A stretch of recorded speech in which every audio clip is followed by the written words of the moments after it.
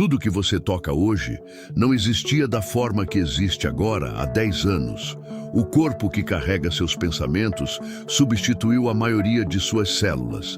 A cidade onde você vive tem ruas que não existiam, prédios que foram demolidos, pessoas que chegaram e pessoas que partiram. O relacionamento mais estável da sua vida passou por transformações que, vistas de fora, tornariam irreconhecível o que parecia sólido e permanente no começo. E ainda assim, a mente humana resiste. Insiste em tratar o presente como se fosse permanente. Apega-se ao que existe hoje como se existência fosse sinônimo de continuidade. Sofre quando o que parecia fixo muda, como se a mudança fosse a exceção e não a regra mais fundamental do universo. Os estoicos chamavam isso de incompreensão da física. Não física no sentido estreito das equações e experimentos, mas no sentido amplo que essa palavra tinha para eles. O estudo da natureza das coisas, da estrutura real do cosmos, do que o universo genuinamente é quando examinado sem as ilusões que a mente projeta sobre ele. E o que o universo genuinamente é, segundo os estoicos, é fluxo, metamorfose contínua, mudança sem pausa, sem exceção, sem nenhum elemento que escape do processo eterno de transformação, que é a natureza mais fundamental de tudo que existe. Entender isso, não como conceito intelectual guardado em algum canto da memória, mas como percepção viva que orienta a forma de habitar o presente, era, para os estoicos, uma das bases mais sólidas de uma vida sem sofrimento desnecessário. O fio que atravessa tudo, o fio que conecta cada parte desse roteiro é este. O sofrimento que vem da mudança não vem da mudança em si, vem da expectativa de permanência num universo que nunca prometeu permanência. Quando essa expectativa é examinada, quando a ilusão de que as coisas deveriam permanecer como estão é substituída pelo entendimento de que tudo está sempre em metamorfose, a relação com a mudança se transforma completamente.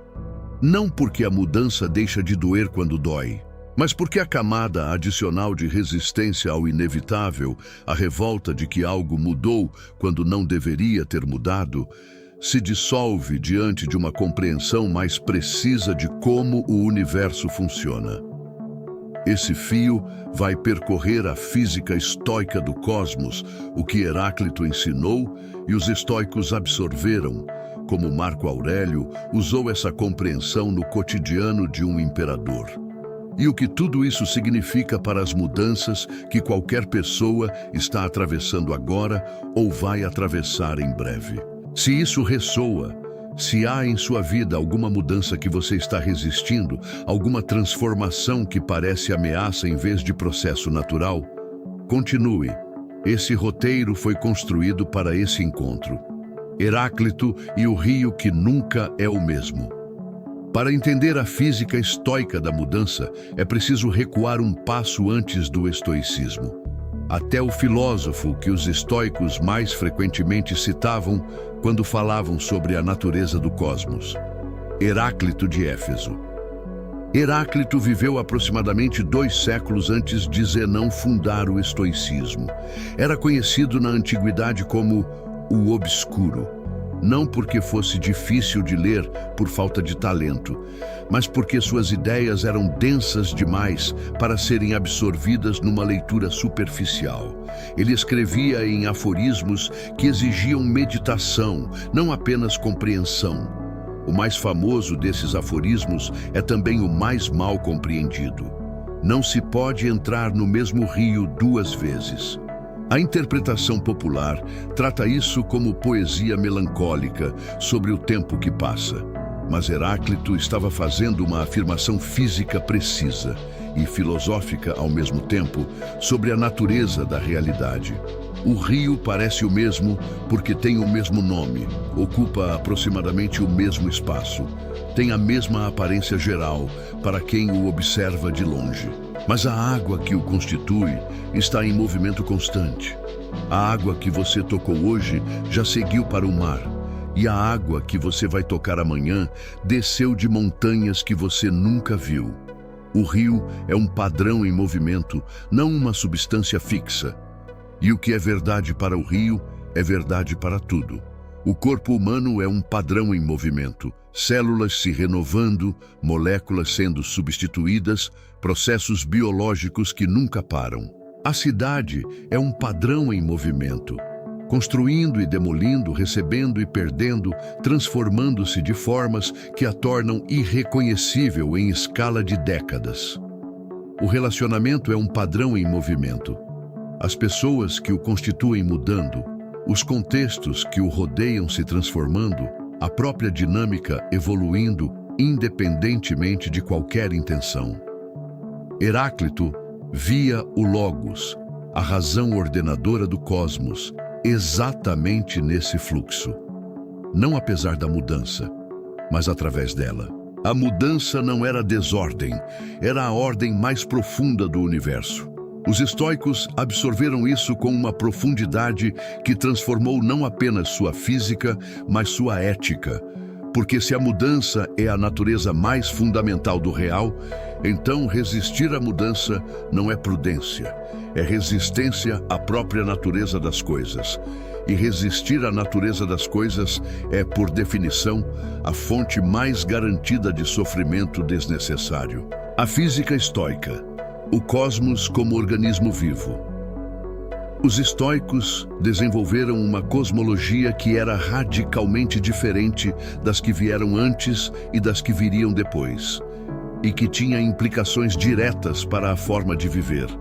Para eles, o cosmos não era uma máquina, um mecanismo de peças separadas que se movem segundo leis externas.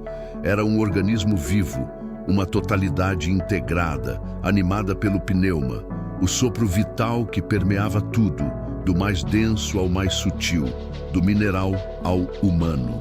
Esse organismo estava em processo contínuo de transformação, não transformação caótica, sem padrão, mas metamorfose ordenada pelo Logos, a razão imanente que governava o processo de mudança e garantia que ele seguisse uma direção coerente.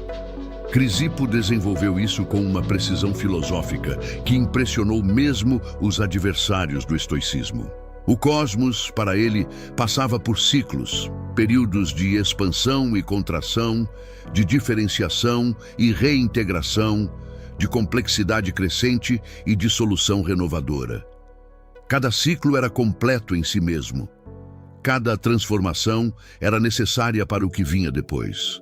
Nada se perdia verdadeiramente nesse processo. A matéria que constituía um ser, quando esse ser se dissolvia, não desaparecia.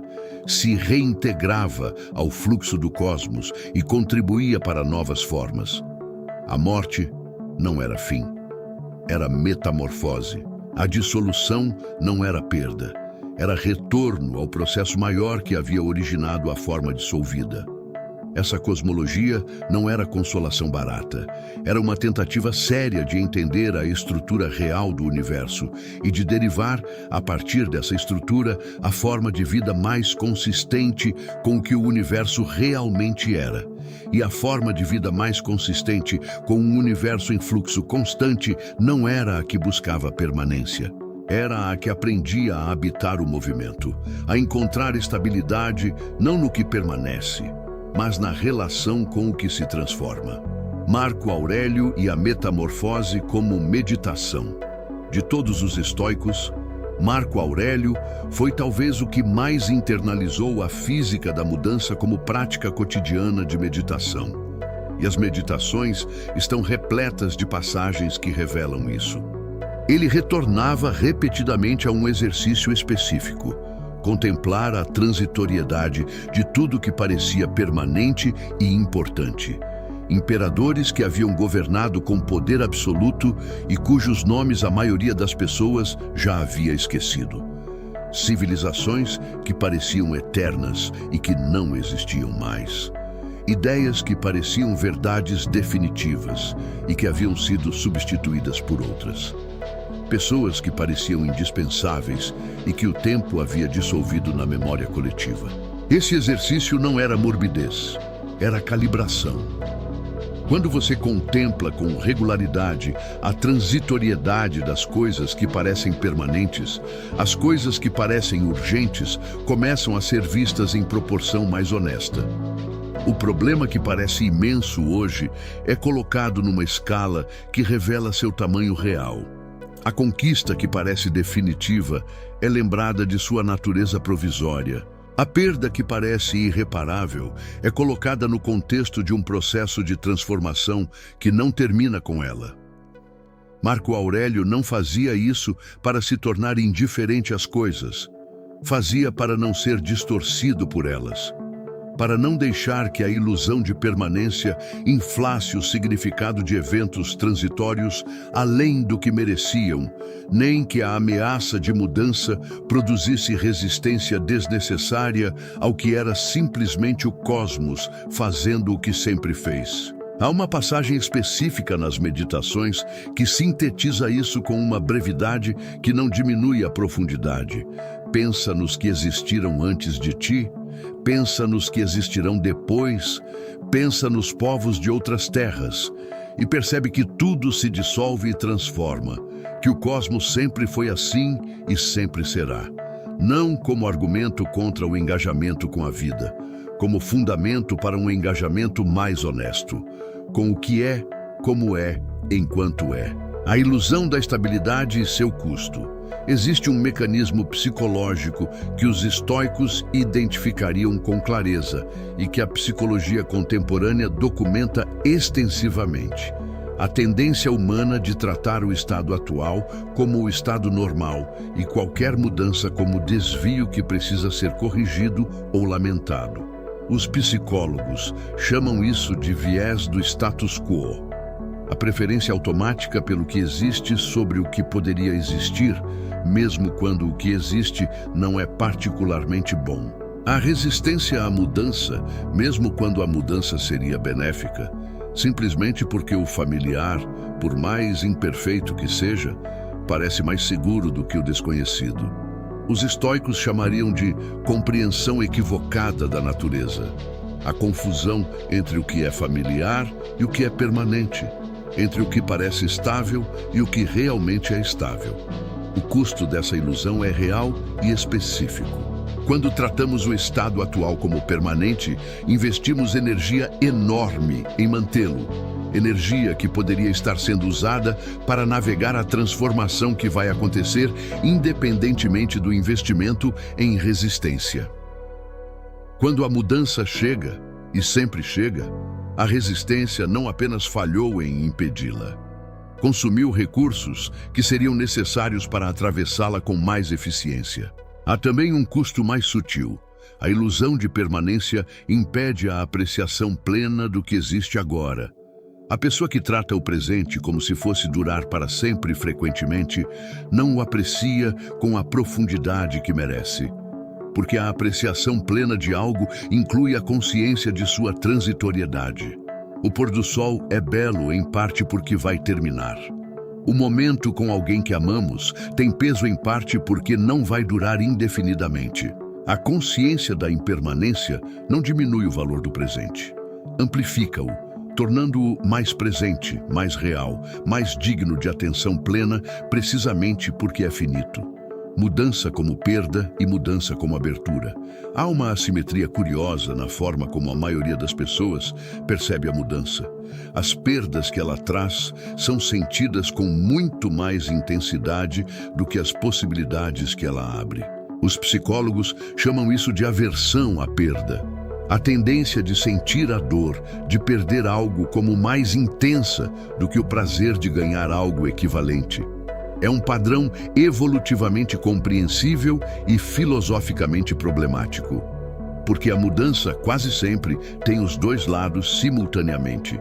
O fim de um emprego é a perda de uma estrutura familiar e a abertura para algo diferente. O fim de um relacionamento é a perda de uma presença e a abertura para um tipo diferente de presença. O fim de uma fase da vida, a infância, a juventude, a saúde que se tinha antes, é perda real e, ao mesmo tempo, metamorfose que cria algo que o estado anterior não podia conter. Os estoicos não pediam para ignorar o lado da perda. Pediam para não tratar a perda como único lado, como se a mudança fosse exclusivamente subtração e nunca adição, como se o que se dissolve fosse tudo e o que emerge não contasse. Crisipo usava a imagem da semente que morre para se tornar árvore. A semente não é destruída, é transformada. O que era semente não existe mais, mas o que existe em seu lugar não é ausência. É outra forma do mesmo processo. Essa imagem não resolve toda a dor da perda, mas oferece uma perspectiva que a dor, sozinha, não oferece. A perspectiva de que dissolução e emergência são partes do mesmo movimento, não eventos opostos numa guerra entre permanência e destruição. A resistência que amplia o sofrimento. Existe uma forma específica de sofrimento que os estoicos descreviam com precisão e que é completamente diferente da dor natural de uma perda ou de uma transição difícil. É o sofrimento que vem da resistência ao que já aconteceu. A mudança já ocorreu, o fim já chegou, a transformação já está em processo. E a mente, em vez de orientar-se para o que pode ser feito a partir daqui, investe energia imensa em argumentar contra o que já é, em insistir que não deveria ter acontecido, que é injusto que tenha acontecido, que seria melhor se não tivesse acontecido. Esse argumento não muda nada no mundo externo, não desfaz o que foi feito, não reverte o que mudou, não restaura o que foi perdido, mas consome recursos internos, atenção, energia, capacidade de resposta, que seriam necessários para navegar o presente real. Os estoicos chamavam de falta de amor fati, o amor pelo que é, não pelo que deveria ser. Não amor no sentido de aprovação entusiasmada de tudo o que acontece, mas amor no sentido de aceitação radical do real como ponto de partida para qualquer ação. Marco Aurélio escrevia sobre isso de uma forma que vai direto ao ponto. O obstáculo que a ação encontra torna-se o caminho da ação. A pedra que bloqueia o caminho não é o problema, é o material a partir do qual o próximo passo é construído. Essa perspectiva não exige que você goste das mudanças difíceis.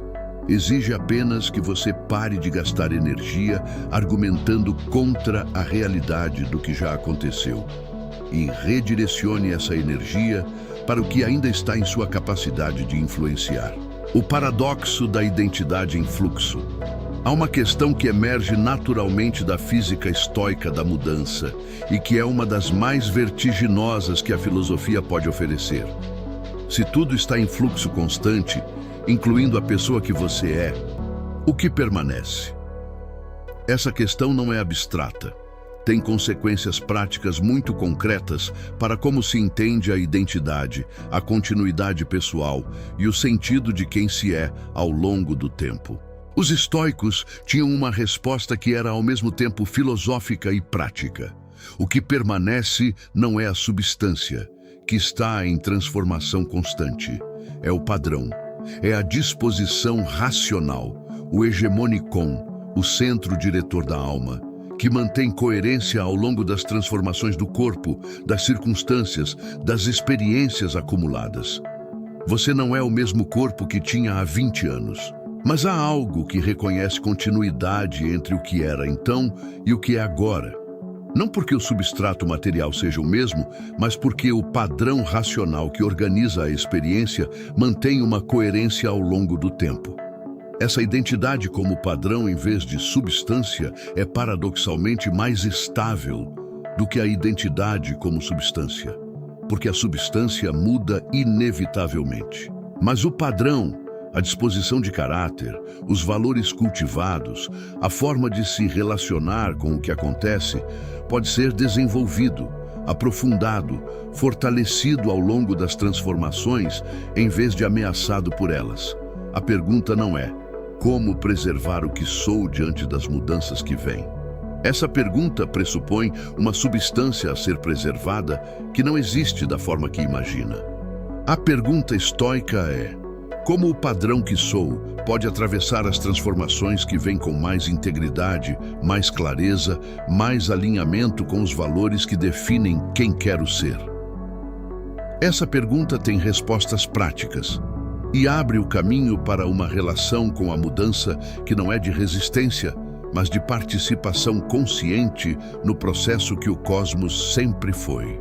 Sêneca e a mudança como mestre. Sêneca teve uma vida que poderia ser descrita sem exagero, como uma série de transformações radicais e frequentemente involuntárias. Cresceu numa família privilegiada. Tornou-se um dos escritores e intelectuais mais influentes de Roma. Foi exilado por Cláudio para a Córcega, uma ilha remota, longe de tudo que havia construído. Retornou ao poder como tutor e conselheiro de Nero. Acumulou riqueza imensa num período. Perdeu influência gradualmente enquanto Nero amadurecia. Recebeu a ordem de morte no final. Cada uma dessas transformações radicais poderia ter sido experimentada como destruição, e em alguns momentos certamente foi sentida assim. Mas o que os escritos de Sêneca revelam é alguém que, ao longo dessas transformações, foi desenvolvendo uma relação progressivamente mais honesta com a natureza do que estava acontecendo. No exílio, escreveu consolações para outros que sofriam. Durante a riqueza, escreveu sobre a insuficiência da riqueza como fonte de paz. Durante o poder, escreveu sobre a independência em relação ao poder. No final, atravessou a morte ordenada com a tranquilidade que havia cultivado, escrevendo sobre ela por décadas.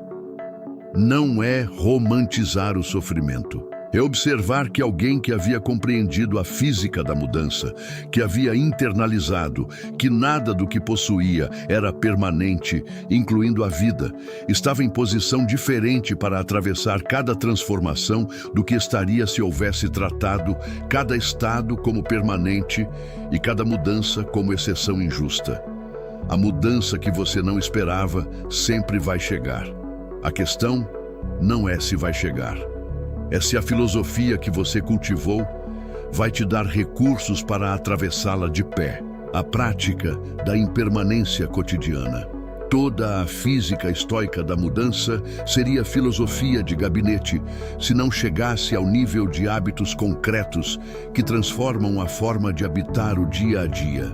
E existe um conjunto de práticas que os estoicos desenvolveram especificamente para cultivar a relação honesta com a impermanência. Não como exercício espiritual abstrato, mas como calibração da percepção que muda a qualidade da atenção ao presente. A primeira é a memento mori, a lembrança da morte. Não como pensamento mórbido que paralisa, mas como calibrador de proporção. Quando algo parece urgente, importante, ameaçador além do tolerável, a pergunta: isso vai importar quando eu estiver morto? Daqui a 10 anos? Muda o peso do que parecia esmagador. A segunda é a visualização negativa, a prática deliberada de imaginar a ausência do que se tem antes de perdê-lo. Não para se tornar ansioso, mas para notar, com mais frequência e mais profundidade, o valor do que está presente. A pessoa que imagina regularmente a possibilidade de perder o que ama, aprecia com mais intensidade o que ainda tem, e é menos devastada quando a perda chega, porque não foi surpreendida pela possibilidade que havia negado. A terceira é o exercício de perspectiva temporal, que Marco Aurélio praticava, recuar mentalmente para contemplar o fluxo de tempo maior em que o momento atual está inserido. O que parece permanente hoje foi criado por transformações que pareciam devastadoras para quem as atravessou.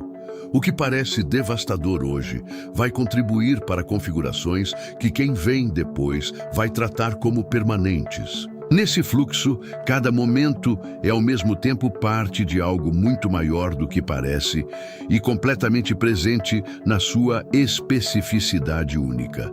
Essa dupla perspectiva, pequenez e plenitude simultaneamente, é o que a física estoica da mudança oferece como fundamento para uma vida sem resistência desnecessária ao que é, em sua essência mais profunda, a natureza de tudo. O que o fluxo oferece? Existe algo que a compreensão real da impermanência oferece que nenhum estado de permanência poderia oferecer. A liberdade de estar completamente presente no que existe agora. A pessoa que não precisa que o presente dure para sempre pode habitá-lo de uma forma que a pessoa presa na ilusão de permanência não consegue. Pode dar atenção plena ao que está aqui sem a ansiedade de segurá-lo, sem o medo constante de perdê-lo, sem a distração de tentar protegê-lo do processo que vai transformá-lo de qualquer forma. Essa presença plena, que é ao mesmo tempo o resultado e a prática da compreensão estoica da mudança, é talvez o presente mais concreto que a física do fluxo oferece. Não a serenidade de quem não sente. A presença de quem sente completamente e precisamente porque não está resistindo ao tempo em que o sentimento existe. O rio não é o mesmo duas vezes, mas quem entende isso pode entrar nele com toda a atenção disponível, sabendo que a água que toca agora não vai estar aqui depois, e que exatamente por isso vale a pena tocá-la completamente agora. Isso não é resignação. É a forma mais intensa de engajamento com a vida que a filosofia conhece. E começa com uma percepção simples, disponível em qualquer momento, que o cosmos oferece a quem está disposto a olhar com honestidade. Tudo muda. Sempre mudou. Sempre vai mudar. E nesse fluxo que nunca para, há uma presença possível que nenhuma permanência jamais poderia conter.